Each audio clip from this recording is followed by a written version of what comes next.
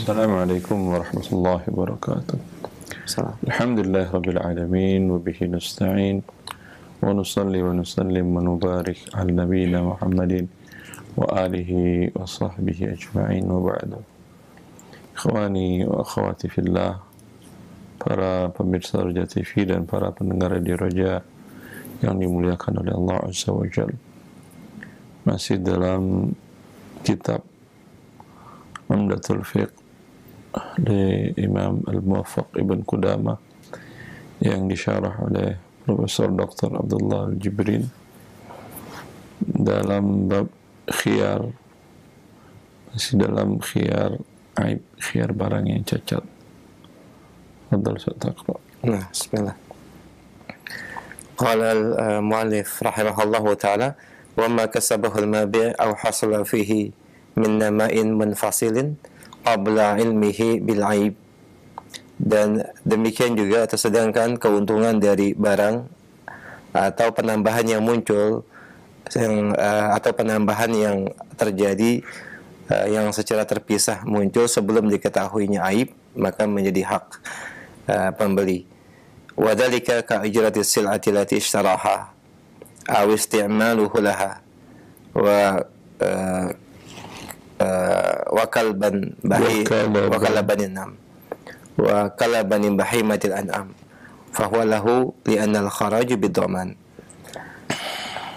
Seperti ujratus sil'ati allati ishtaraha, yaitu biaya pembelian barang yang telah dikeluarkannya atau dia telah menggunakan barang tersebut seperti susu dari hewan binatang ternak, maka itu menjadi haknya sesuai dengan kaidah al-kharaju bid-dhaman, keuntungan berbanding lurus dengan risiko. Sesuai dengan riwayat Ahmad, lima riwayat Imam Ahmad wa ghairihi an Aisyah radhiyallahu anha anna rajulan ishtara ghulaman fastaghalahu thumma wajada bihi aiban farudduhu bil aibi faqala al-ba'i ghullatu 'abdi faqala an-nabiy sallallahu alaihi wasallam al-ghullatu bid-dhaman. Sesuai dengan riwayat Imam Ahmad dan selainnya dari Aisyah radhiyallahu ta'ala anha, bahwa seorang membeli seorang budak dan dia telah mempekerjakannya, lalu kemudian dia dapatkan aib pada budak tersebut atau cacat, maka dia kembalikan ya karena sebab aib tersebut. Maka berkatalah penjual itu, engkau telah memanfaatkan keuntungan hamba yang dimiliki oleh budakku. Maka Nabi SAW bersabda, sesungguhnya keuntungan diberikan kepada yang menerima risiko. Nah. Dalam khiyar aib, pada saat dia beli tidak, dia cari-cari tidak ada, dan si penjual pun tidak menyebutkan, atau si penjual pun tidak tahu. Terkadang barang sudah dipakai. Kalau mobil mamanya udah dibawa ke kantor, pulang pergi, antar anak, antar istri ke pasar dan seterusnya.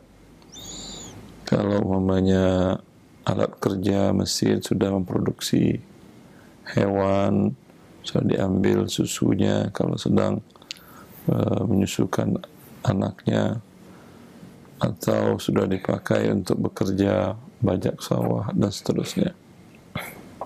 Lalu dia temukan cacat, lalu dia kembalikan. Apakah manfaat dari barang yang dibelinya tadi harus dia bayar ataukah tidak? Itu permasalahannya. Ya. Maka dikatakan oleh muallif, wa ma kasabahul mabi'u, apa yang dihasilkan oleh barang yang dibeli, au hasala fihi min nama'in munfasilin, atau mendapatkan hasil dari pertambahan yang terpisah. Berarti ada pertambahan yang terpisah dan yang tidak terpisah. Yang tidak terpisah umpamanya hewan tadi dia beli sapi tadi dengan berat umpamanya 100 kilo. Ya. Selama dia rawat 2 minggu umpamanya bertambah beratnya 10 kilo atau 20 kilo, 120 10 lah ya, terlalu banyak. 110 kilo selama 2 pekan itu. Sekarang dia kembalikan Ya, apakah dia boleh mengambil yang 10 kilo itu? Ini yang sekarang yang terpisah. Kalau yang tidak terpisah, ya dia mengikut kepada hewannya. Dikembalikan hewan gemuk, ya udah jadi milik hewan gemuk. Adapun biaya yang dikeluarkan selama ini tidak bisa dia minta kompensasi. Begitu juga yang manfaat yang didapatkan oleh dia tidak bisa si penjual meminta kompensasinya. Sebelum dia mengetahui cacat dari barang tersebut, ya, manfaat yang dihasilkan dari barang seperti upah barang yang dia beli. Barang itu mendapatkan upah darinya, umpamanya barang tadi, umpamanya mobil dia sewakan, dapat upah dia. Sewakan untuk perjalanan pulang kampung, umpamanya dapat upah 1 juta umpamanya. Ya, itu upahnya harus dikembalikan atau hanya mobilnya saja. Ya, atau bukan upah tapi yang dia pakai pulang kampung mobil tadi. Dari Jakarta ke umpamanya ke Jawa Tengah atau Jakarta ke Jawa Timur. Dan seumpama juga yang terpisah. Itu yang dia beli adalah hewan binatang ternak seperti sapi. Kemudian dia perah susu dari sapi tadi. Ya. Ini milik siapa ketika dia kembalikan? Fahuwa lahu, ini adalah milik orang pembeli. Kenapa? Alasannya adalah li'annal kharaja bid-dhamani.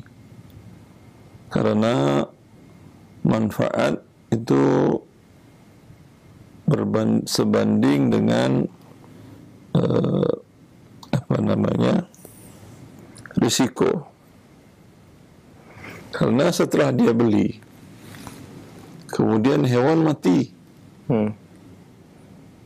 ya, siapa yang menanggung hewan mati? Pembeli. Kan dia menanggung. Karena dia yang menanggung, manfaat dari badan tanggungnya itu milik dia. Ya, nanti akan ada bila tahu cacatnya sebelum dia kembalikan karena satu dan hal, ya, umpamanya jaraknya jauh, itu mati hewannya atau mobilnya, la qadarullah, rumah terbakar dan mobilnya pun terbakar, kan nggak bisa dia kembalikan. Padahal ada cacat. Ya, nanti akan dijelaskan oleh mu'allif. Kenapa menjadi milik pembeli walaupun dia kembalikan barang? Berdasarkan hadis diriwayatkan oleh Imam Ahmad dan selain Imam Ahmad dari Ummul Mukminin Aisyah radhiyallahu anha. Aisyah mengatakan seorang laki-laki membeli budak. Lalu budak itu disuruhnya bekerja dan hasil kerja budak milik pembeli ini. Kemudian pembeli mendapatkan pada budak tadi cacat. Setelah budak tadi bekerja dan hasilnya sudah diambil oleh pembeli tadi. Lalu sekarang dia kembalikan budak dalam yang cacat tadi, dia kembalikan kepada penjual. Maka penjual berkata, "Ghallatu 'abdi." Ini iya kamu kembalikan budakku, tapi kan budak aku selama ini kau suruh bekerja dan uangnya kau makan. Sekalian kembalikan hasil budak ini. Maka Nabi SAW bersabda, "Al-ghallatu bid-dhaman." Pendapatan budak tadi selama menjadi milik dia beli darimu, itu sebanding dengan risikonya. Andai budak itu wafat, dia tidak bisa mengembalikan kepada kamu. Maka dia menanggung risiko budak tadi karena sudah menjadi miliknya. Ya. Masih, Syekh. وإن تلفت السلعة أو عتق العبد أو تعذر عتق العبد أو تعذر رده فله عرش العيب. li'annahu ta'adzara radd al-mabi' wa fata'ayyan al-'arsh. Dan apabila barang tersebut rusak atau budak Sila talif hilang, habis, tidak bisa dimanfaatkan. Nah, dan apabila barang tersebut hilang atau habis tidak bisa dimanfaatkan dan budak terlanjur dimerdekakan, atau dia tidak mampu untuk mengembalikan barang yang dibelinya, maka baginya keuntungan atau tambahan daripada aib cacat yang ada, kompensasi dari cacatnya. Li'annahu ta'adzara al-mabi', karena dia tidak mampu untuk mengembalikan barang tersebut, maka baginya kompensasi dari cacat saja. Nah. Ya, baik. Sebelumnya kan ada yang disebutkan di dalam kitab 3 kemungkinan. Kembalikan barang, uang dikembalikan penuh. Atau tidak masalah, tetap barang, uang tidak dikembalikan. Itu 2. Yang ketiga, barang tetap di tangan pembeli, tapi dia minta selisih. Dan yang di pertemuan yang lalu, kita bahas bahwa permintaan selisih itu pendapat yang lemah. Karena Nabi cuma mengatakan 2. Insya'a amsakaha wa insya'a ruddaha. Wasa'an min tamar. Jika pemiliknya mau, dia kembalikan dengan bersama 1 sok kurma. Jika dia umpamanya ya udahlah nggak apa-apa, kurang-kurang dikit, cacat-cacat dikit, dia tetap menahan barang yang dibelinya, hanya itu saja pilihan. Tapi sekarang dalam kondisi setelah dia beli tahu ada cacatnya dan mau dia kembalikan malam, dia tahu sore maghrib tahu cacatnya, ya besok pagi rencana mau dikembalikan, qadarullah malam barangnya hilang, dicuri kah, atau hewannya yang dibeli mati, ya maka tentu tidak bisa dikembalikan dan uang kembali penuh, tidak bisa. Tapi dia berhak mendapatkan kompensasi nilai kalau itu tidak cacat. Umpamanya dinilai oleh pihak ketiga, dia mengatakan ini kalau tidak cacat mobil ini harganya umpamanya 200 juta umpamanya. Kalau cacat 150. Nah. Transaksinya berarti selisihnya berapa itu? 1/4 ya. Kemudian transaksinya 160. Berarti 1/4 dari 160. Dia kembalikanlah 40 juta oleh si penjual. Itu yang dimaksud dengan arsh al-mabi'. Baik. Masih Syekh? Ya, Ustaz. Allah kafir. Baik.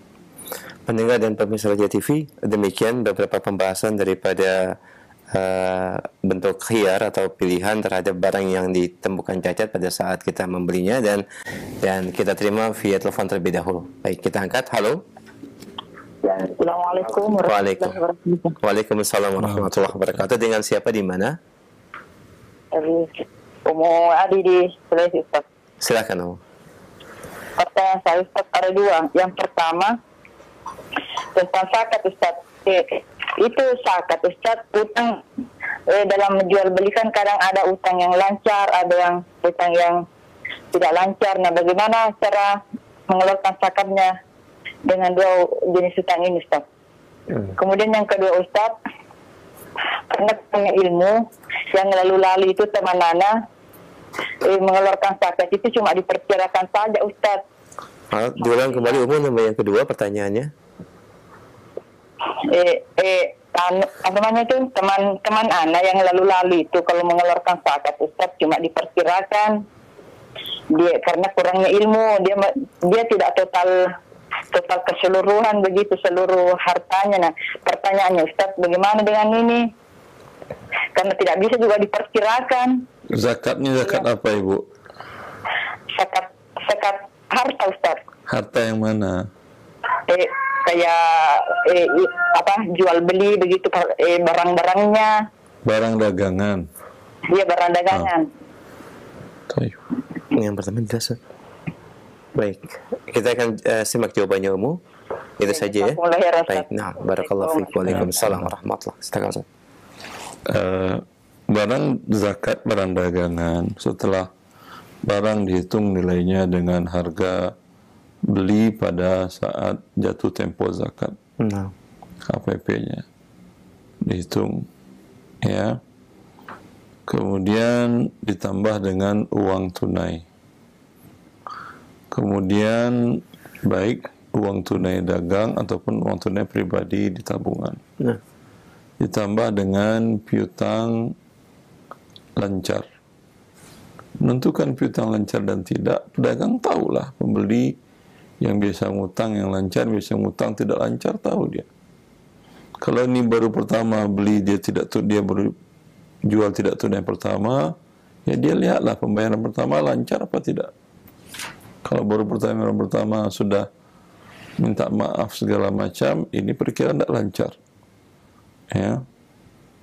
Setelah digabungkan tadi yang piutang lancar, kemudian barang, kemudian uang, bila di atas nisab, hutang yang sudah jatuh tempo, hutang dagang jatuh tempo, mengurangi zakat. Umpamanya ada hutang dagang yang jatuh tempo belum dibayar. Ya, umpamanya tadi terkumpul 200 juta semuanya, ada hutang umpamanya 100 juta yang belum dibayar, hutang dagang. Maka 200 dikurang 100 tinggal 100 yang terkena zakat dikali 2,5%, 2.500.000 yang diserahkan kepada para mustahik zakat. Nah, demikian jazakallah khair dan semoga memberikan pencerahan untuk yang bertanya dan juga yang rekannya yang bertanya terkait dengan masalah zakat. Baik, kita berikan kesempatan yang kedua di line telepon. Iya, silakan. Kita angkat kembali. Halo. Sudah masuk, silakan. Assalamualaikum Ustaz. Waalaikumsalam warahmatullahi. Dengan siapa, akhi, di mana? Dengan Abu Bakar di Cakung Ustaz. Silakan Abu Bakar. Iya, mengenai zakat Ustaz, zakat mal gitu kan jatuh tempo menjelang Ramadan ini atau Ramadan gitu Ustaz. Namun ada harta yang dipinjam taruhlah misalnya 50 gram emas gitu ya, yang sudah harusnya dikembalikan bulan Februari kemarin, namun tertunda gitu. Jadi itu dihitung termasuk nisabnya atau gimana ya Ustaz ya? Demikian itu aja Ustaz ya. Tertundanya kenapa? Belum bisa bayar, jadi minta dispensasi gitu. Memang sedang kondisi keuangannya tidak baik. Gimana Ustaz? Kondisi keuangan yang minjam sedang tidak baik, begitukah? Iya, kemungkinan gitu. Baik. Baik, akhi, kita akan simak jawabannya. Baik. Assalamualaikum Ustaz. Waalaikumsalam warahmatullahi. Dia menggenapkan nisab, tapi yang belum diterima tadi tidak ada zakatnya. Dipinjam 50 gram. Di tangan dia ada uang 50 juta. Berarti kan senilai 100 juta. Dan itu lebih dari satu nisab. Yang 50 juta di tangannya dizakatkannya. Berarti 1.250.000. Yang 50 gram emas yang dipinjam tidak ada kewajiban zakat walau sudah jatuh tempo. Nanti ketika dia bayar di Ramadan tahun depan, harusnya kan 2 kali. Tidak cukup 1 kali saja. 50 gram dikali 2,5%, berapa jadinya? Atau dibagi 40, berarti 1 gram sekian lah ya. Seperti itu. Oke. Baik, demikian akhi Abu Bakar ya. Semoga menjadi pencerahan dan jawaban bermanfaat buat antum dan yang lain. Barakallahu fiik. Kita masih terima kembali. Baik, halo. Silahkan sudah masuk kembali. Ya, halo. Assalamualaikum Pak Ustaz. Waalaikumsalam warahmatullahi wabarakatuh. Dengan siapa Ummu di mana? Silakan. Dengan siapa? Ibu Rosmi Simbolon di Asahan, Pak Ustaz. Baik. Silakan Ibu Rosmi. Silakan pertanyaannya. Saya seorang pedagang, Pak. Nah. Saya ini berdagang jauh, berjauhan.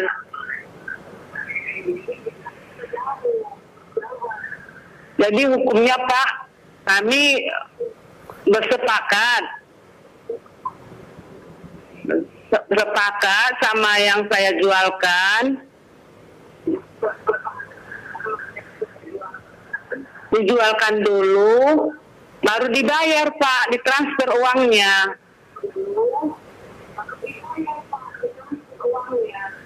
Jadi itu Pak, sah itu hukumnya Pak? Sah Ibu, alhamdulillah. Sah Ibu, alhamdulillah. Cukup jawabannya ya, sudah demikian. Demikian Ibu Rosmi Simbolon. Ya, jazakillah khair, barakallahu fiik, alhamdulillah. Demikian jawabannya sampaikan. Baik, kita angkat kembali pertanyaan selanjutnya. Halo. Silakan, sudah masuk.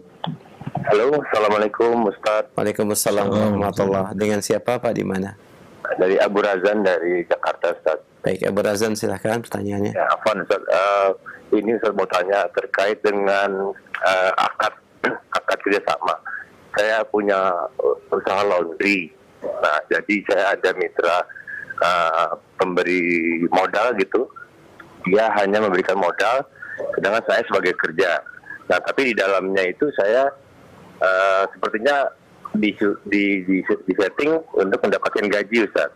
Nah, di situ bagaimana hukumnya Ustaz kalau saya mendapat gaji? Nah, kedua, kalau misalnya saya juga punya usaha menyuplai deterjennya, gimana Ustaz hukumnya saya mensuplai deterjen itu ke usaha laundry saya sendiri itu Ustaz? Anda sebagai investor, dia pengelola. Kenapa Ustaz? Sorry? Anda sebagai investor, lalu si fulan pengelola, begitukah? Iya, betul Ustaz. Kemudian Anda digaji. Iya, digaji Ustaz. Digaji atas apa? Anda nggak kerja. Kenapa Ustaz? Afan? Anda kan tidak bekerja, digaji atas apa? Atas kerja saya Ustaz. Jadi saya memang mengelola. Sebentar, Anda tadi ngasih, saya nggak paham. Bapak mungkin Yang bisa saya pahami tadi, beliau pemilik modal. Nah. Memberikan modalnya ke orang lain untuk mengelola usaha laundry. Nah. Kemudian beliau digaji. Yang punya uang dia kok dia menggaji diri sendiri. Ya. Yang jelas baik si pengelola maupun si yang punya uang tidak boleh ada yang digaji. Baik. Mereka mendapatkan hanya dari bagi hasilnya, kalau itu bentuknya bagi hasil. Bila hasilnya ada laba, labanya mereka bagi berdasarkan kesepakatan di awal. Baik. Bila tidak ada laba, masing-masing tidak ada mendapatkan uang. Dan yang punya uang malah berkurang uangnya. Kalau salah satu dari keduanya mensuplai deterjennya diperbolehkan, Ustaz? Tidak ada masalah. Kalau si pengelola merasa tidak dirugikan, ya, atau si pemilik modal tidak merasa dirugikan. Kalau deterjennya dari pengelola, dia berikan angka yang tinggi, kan terzalimi si pengelola, pemilik modal atau pemilik modal yang supply, tapi dia berikan harga yang tinggi dan dia paksa si pengelola, maka ini tidak boleh menzalimi si pengelola. Alhamdulillah, jazakallahu khair. Demikian pendengar yang bertanya, ya, dan semoga menjadi penjelas. Dan demikian mungkin pemahaman yang kita dapatkan. Kita berikan juga kesempatan bagi yang lain untuk penanya selanjutnya. Silahkan. Halo, silakan, sudah masuk. Demikian mungkin pemahaman yang kita dapatkan. Silakan, sudah masuk. Assalamualaikum warahmatullahi wabarakatuh. Waalaikumsalam warahmatullahi wabarakatuh. Dengan siapa di mana? Dengan Abu Jihan di Bintaro. Baik, silakan Abu Jihan. Afwan ingin bertanya tentang waris, Pak Ustadz. Nah, Silakan. Bapak Atmo. Sebentar. Nah, Bapak Atmo, antum lihat televisi? dan kiranya lihat live streaming di YouTube, Baik. Pak Ustadz. Bapak Atmo. Sebentar, kok nggak muncul, Ustaz? sebentar. Nah,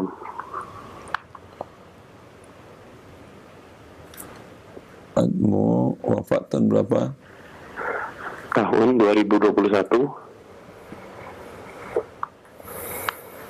Terus pada saat beliau wafat, orang tuanya masih hidup, orang tua Atmo, Tidak ada, sudah meninggal, Pak Ustadz. istri Atmo masih hidup, Qadarullah sudah meninggal juga istrinya, istri beliau. anak beliau ada laki-laki, ada perempuan yang masih hidup, Anak laki-lakinya 4 orang, anak perempuannya 4 orang.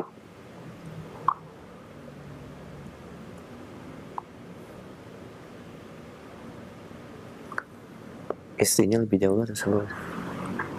istrinya sudah wafat sebelumnya ya. Sudah. Dibagi nggak warisannya atau memang nggak punya warisan istri? Tidak, Punya harta? Qadarullah tidak punya, Pak Ustadz. Ya udah, baik.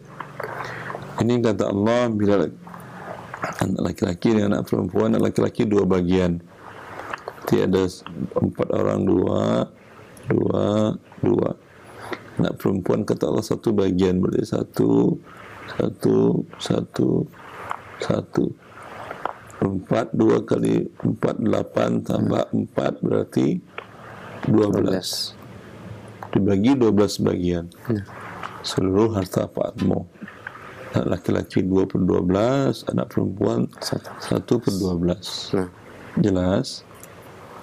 Jelas, Pak Ustadz. Ya, cukup. Oke. Nah, alhamdulillah, barakallahu fiik, jazakallah khair. Terima kasih. Ya. Barakallahu fiik. Allah yang Baik. Baik, pendengar dan pemirsa Raja TV, demikian kita berikan kesempatan bagi yang lain dan bagi yang baru bergabung dalam pembahasan muamalah dari bab khiyar. Silakan pertanyaan via telepon. Kita angkat kembali penanya via telepon. Halo. Silakan, sudah masuk. Halo, Assalamualaikum Ustaz. Waalaikumsalam warahmatullahi wabarakatuh. Dengan siapa, akhi, di mana? Saya dengan Adika di Jakarta, Ustaz. Adika. Ya, Silakan. nah. Ya, izin Ustaz, Anda mau nanya, bagaimana hukumnya modal Ventura, Ustaz, untuk sebuah usaha, Ustaz? Karena insya Allah usaha saya ada yang mau investasi, tapi ternyata model investornya itu adalah modal Ventura, Ustaz. Mohon pencerahannya, Ustaz. Sebentar, model Ventura itu seperti apa? Dia menyerahkan dana tunai atau seperti apa, dan pengembaliannya seperti apa? Jadi skemanya itu mereka mau memberikan dana untuk modal usaha kami, gitu, Ustaz. Dalam bentuk dolar atau rupiah atau apa? Rupiah, Ustaz. Rupiah. Terus pengembaliannya? Imbalannya adalah mereka mendapatkan sekian persen saham yang nantinya akan mereka berhitung untuk eskalasi nilai sahamnya akan tumbuh. Nanti suatu saat dia akan menjual saham. Jadi seperti jual beli saham, ya, Ustaz, ya. Dia beli saham perusahaan Anda tadi. Ya, jadi dia memodalkan sekian, dengan imbalan saya dapat sekian persen saham saya. Sebentar. Berarti dia mensetorkan uang bukan sebagai modal. Dia beli saham Anda, begitu? Nah, betul, Ustaz. Dia beli saham perusahaan Anda, ya umpamanya dia belinya 40%, begitukah? Ya, Ustaz. Ya, Anda jual saham Anda ke dia 40%. Ya, Berarti dia memiliki perusahaan Anda 40%. ya, Ustaz. Tidak ada masalah, hukum asalnya boleh masalah. kalau Anda mau. Tapi modal uangnya bukan uang dari haram, ya. Ya, insya Allah, Ustaz. Insya Allah. Baik. Nah, jadi halal, Ustaz, ya. Tidak ada masalah. Alhamdulillah, insya Allah. Dan sahamnya sebentar, saham biasa kan ya? Ya, jasa, betul, Ustaz. Saham biasa kan artinya rugi ikut rugi kan ya? Betul, Ustaz. Ketika dieksekusi, ketika ditutup perusahaan, pembagian sahamnya rata sesuai porsi, tidak dia dahulukan ya? Bukan saham istimewa kan? Iya, betul, Ustaz. Istimewa atau saham biasa? Ya jasa Ustaz, Afwan. Kalau saham biasa boleh, tidak ada masalah. Kalau mereka rencananya dari awal sudah, saya hanya investasi 1 tahun, nanti dengan estimasi usahanya akan tinggi, sahamnya saya jual, itu apa Ustaz? Apa memang Ya, tidak ada masalah. Terbaliknya, kalau ternyata realisasinya turun, dia akan jual dengan harga terendah, kan ya? Halo? Ya Ustaz.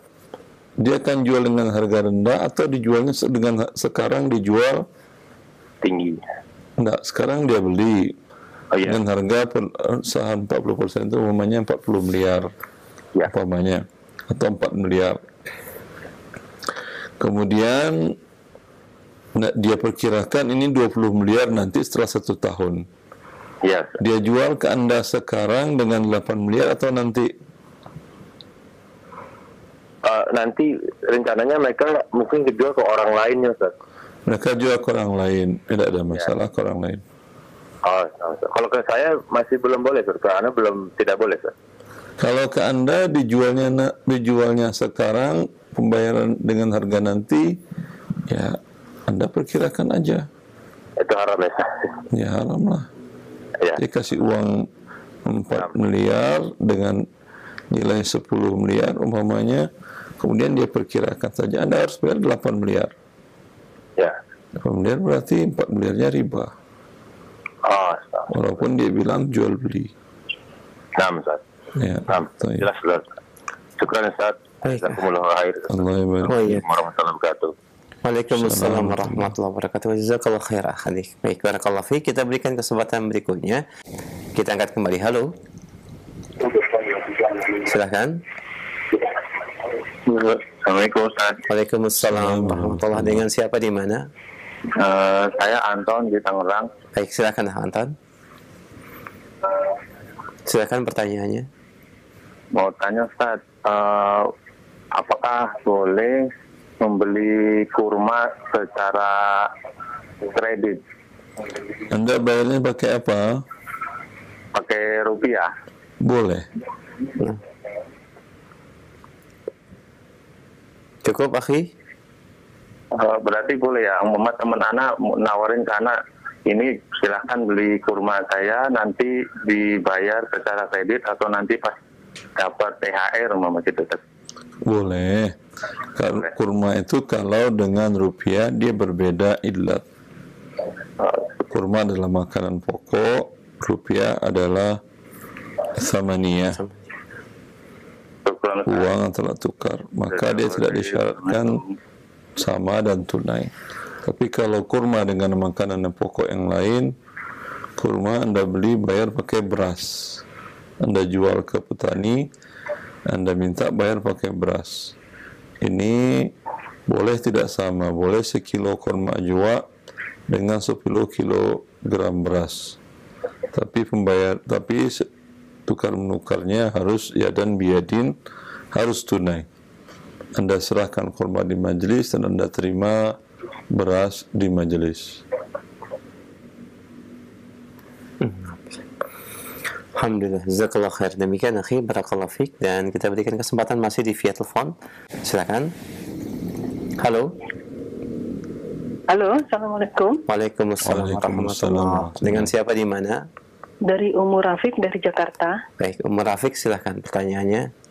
Mau nanyakan ini Ustadz, ada seseorang yang bekerja di perusahaan yang memproduksi alat musik, tapi dia bekerja di bagian komputer IT. Nah, terus ada acara kantor, dia dapat door prize organ gitu Ustadz. Nah, dia mau jual. Itu boleh nggak ya Ustadz, uangnya itu karena dia punya hutang, dia nanti uang penjualan itu dibayar untuk melunasi hutangnya gitu Ustadz. Mohon nasihatnya Ustadz. Ya. Assalamualaikum warahmatullahi wabarakatuh. Assalamualaikum warahmatullahi wabarakatuh. Dia bekerja di perusahaan alat musik walaupun di bahagian IT-nya tetap tidak halal. Karena bagian itu mensupport keseluruhan perusahaan tadi. Kemudian gajinya berarti tidak halal. Semoga dia keluar dari sana dan bertobat kepada Allah. Kemudian ikut acaranya, dapat lagi alat musiknya. maka tidak halal lagi. Ya, bolehkah dia jual dapat uang? Jawabannya tidak boleh. Karena alat musik, ya, manfaatnya adalah manfaat yang haram. Manfaat yang haram dalam syariat itu sama dengan tidak ada manfaat. Maka tidak boleh dijual belikan kecuali kalau dia dipretelin, artinya itu dilepas satu persatu, ya, dan dijual sebagai barang baku, tidak ada masalah. Cukup jelas saja. Jazakallah khair. Demikian umum. Barakallahu fiik wa jazakillah khair. Merafiq. Kita berikan kesempatan masih via telepon sebelum kami angkat dari chat WhatsApp. Halo. Silakan, sudah masuk. Assalamualaikum. Waalaikumsalam warahmatullahi. Dengan siapa di mana? Zakaria dari Bogor. Silakan Bapak. Ustaz, Ana tanya, karena ada sesuatu koperasi, tapi Ana menjalankan koperasi, ada kerjasama dengan sebuah perusahaan, kemudian perusahaan itu tidak ada profit sharing bagi hasil, itu hukumnya gimana Ustaz? Saya tidak jelas dengarnya. Anda pengelola koperasi begitu? Bukan, Ana kerjasama dengan koperasi, kemudian kita menjalankan bersama itu profit sharing gimana Ustaz hukumnya? Profit sharing. Ada kerjasama dalam bentuk apa? Menjalankan pekerjaan proyek itu Ustaz.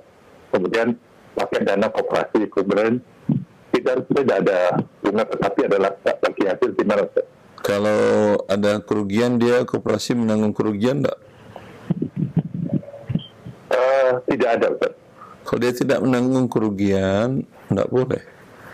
Bagi hasil itu riba dengan tidak jelas. Kalau dengan angka sekian persen dari modal, itu riba dengan bunga yang tetap. Tapi kalau dengan bagi hasil, berarti riba dengan bunga tidak tetap. Bisa jadi 7%, bisa jadi 10%, bisa jadi 5%, bisa jadi 30% ribanya. Jelas?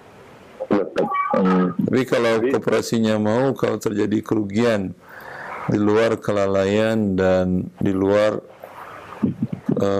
ketidakprofesionalismen, tapi kalau Anda sudah bekerja profesional dan sudah semuanya sudah sesuai standar, tapi la qadarullah ada kerugian, ya mungkin pemberi kerja bangkrut, mungkin menghilang atau segala macam, ya terjadi kerugian, dia harus mau bertanggung jawab. Pihak koperasinya harus berkurang modalnya bila rugi. Tapi kalau dia tidak mau berkurang, berarti uang yang Anda terima itu bentuknya pinjaman. Dalam bahasa fikihnya qard. Bila pinjaman ada pertambahan, pertambahannya dinamakan dengan riba. Ya. Pembagian keuntungan ini di kasus 70 gimana Ustaz? Itu kan sudah ditentukan dari pekerjaan ini nilai 1M. Kemudian kejadian koperasi tersebut pembagian keuntungannya di 70 atau boleh nggak Ustaz? Nggak paham saya. Pembagian keuntungannya maksudnya 70-40, 70-30 Pak? Iya, betul. Itu bukan pembagian keuntungannya. Bagi Anda keuntungan, dia pembagian ribanya bagi dia. Karena dia tidak mau menanggung kerugian. Minta dia mau menanggung kerugian bila terjadi, itu baru bagi hasil yang boleh. Yang namanya bagi hasil ikut serta kerjasama itu kalau ada laba ya sama-sama mendapat laba. Kalau rugi sama-sama menanggung kerugian.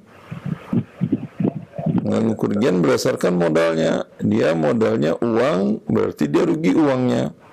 Uang yang dia setor 1 miliar, rugi 10% menjadi 900 juta. Anda mengelola dana tadi untuk proyek tadi karena rugi, Anda tidak mendapatkan apa-apa. Sebulan, 2 bulan Anda bekerja tidak dapat gaji. Itu kerugian Anda. Cukup ya Bapak ya? Baik, alhamdulillah. Baik, cukup jelas. Jazakallah khair. Demikian jawaban Ustaz, dan semoga menjadi pencerahan buat antum dan juga bisa dikomunikasikan dengan pihak koperasi. Barakallahu fiik. Kami angkat kembali pertanyaan selanjutnya dari pesan WhatsApp. Assalamualaikum warahmatullahi wabarakatuh. Ustaz, saya seorang pedagang dan saya menjual barang apabila tunai dengan harga 1.000 per pieces. Dan berhubung konsumen gajiannya mingguan, jadi saya jual 1.200 per pieces dengan pembayaran mingguan. Apakah ini diperbolehkan, Ustaz? Pembayaran mingguan apa maksudnya? Dicicil, Ustaz, mungkin. Beberapa kali setiap pekan dibayar gitu? Nah, Ustaz. Boleh, tidak ada masalah. Baik. Demikian, akhi, barakallahu fiik, jazakallahu khair. Kami angkat kembali pertanyaan berikutnya. Assalamualaikum warahmatullahi wabarakatuh. Assalamualaikum warahmatullahi wabarakatuh. Ya, Ustaz. Bagaimanakah hukumnya ketika kita membuka marketplace, Ustaz, di masjid secara online, hanya melihat-lihat dan sebagian juga melakukan transaksi atau pembelian di dalam masjid? Apakah hukumnya terlarang? Jazakallahu khair. Rasulullah SAW melarang berjual beli di masjid. Dan beliau mengajarkan umatnya, bila kalian melihat orang berjual di masjid, faqul la arbahallahu tijaratak, maka ucapkanlah semoga Allah tidak memberikan keuntungan dalam perniagaanmu ini, karena dia melanggar perintah Allah Azza wa Jalla dan perintah Nabi-Nya. Ya, sekedar melihat-lihat, Anda di rumah Allah, ya akhi. Kalau Anda di rumah orang lain bertamu, duduk di rumah dia, diajak ngobrol sama dia, Anda sibuk saja dengan smartphone Anda. Berani? Coba Anda bertamu ke rumah presiden. Ya, Anda sibuk dengan smartphone. Itu presiden tawa-tawa sendiri di depan Anda. Berani?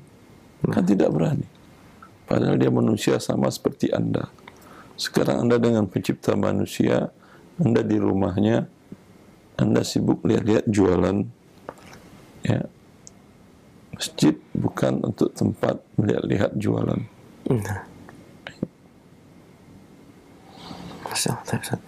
Jazakallah khair atas nasihat dan penjelasannya. Demikian, akhi, semoga menjadi pencerahan. Dan sebagai ikhtitam serta kesimpulan kajian, silakan, Ustaz. Ya. Khawani wa akhawati fillah, agama Allah Azza wa Jal dibangun di atas keadilan, tidak atas kezaliman.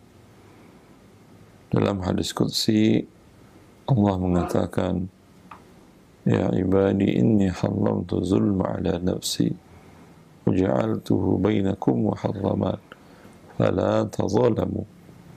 Wahai hamba-hambaku, makhluk ciptaanku, kata Allah, aku yang menciptakan kalian, tidak pernah berbuat zalim, mengharamkan bagiku untuk berbuat zalim kepada kalian sebagai aku pencipta. Maka janganlah sesama kalian berbuat zalim, dan yang itu juga telah aku haramkan kepada kalian sesama kalian. Maka ketidaktahuan orang akan syariat Allah itu pasti akan berdampak kepada kezaliman. Seperti dalam bab khiyar tadi yang kita pelajari, bila dia tidak tahu, ya, kan sudah ada tadi kesepakatan bahwa barang tidak bisa dikembalikan. Apakah dengan kesepakatan itu dia tidak tahu dan tidak Anda beritahu cacat pada transaksi? Dia tahu setelah dia sampai di rumah, bahkan atau mungkin pagi besoknya baru dia tahu. Ya, maka bagian dari keadilan dipelihara oleh syariat dengan adanya hak khiyar aib tadi. Bila Anda tidak mau, karena sudah ada kesepakatan, berarti Anda sudah menzalimi dia, dan kezaliman tidak akan pernah luput begitu saja, melainkan ada pertanggungjawabannya nanti di saat bertemu dengan Allah Azza wa Jalla. Semoga kita menjadi orang-orang yang ketika bertemu dengan Allah Azza wa Jalla tidak membawa kezaliman kepada makhluk apapun juga. Allahu li taufiq. Wa sallallahu ala nabiyyina Muhammad wa alihi wa sahbihi wa sallam.